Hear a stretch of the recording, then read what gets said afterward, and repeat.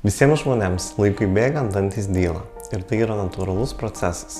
Tačiau kartais susidurime su stipresniu dantų dilimu nei įprasta. Toks dilimas tampa pastebimas ir patiems pacientams. Jie susiduria su tam tikrais simptomais, gali pastebėti suprastėjusią dantų estetiką.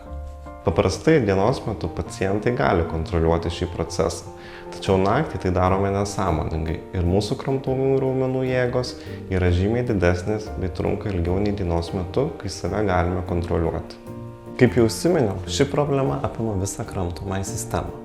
Pacientai susiduria su raumenų nuovargiu, jų įtampa, prasideda dantų jautrumas ar skausmas.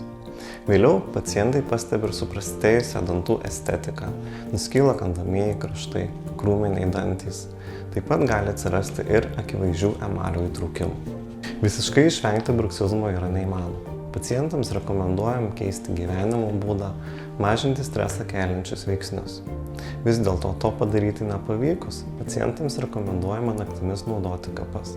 Šios kapos neleidžia dantims kontaktuoti, todėl apsaugo nuo dantų dilimo ir kitų neigiamų bruksizmo pasekmių. Dantims nudilus iki tam tikro lygio, sužemėja sąkandis, sutrumpėja kramtomieji raumenys, todėl apatinis žandikaulis pasislenka atgal. Deja, tokių pacientų gydymas tampa sudėtingas ir kompleksinis.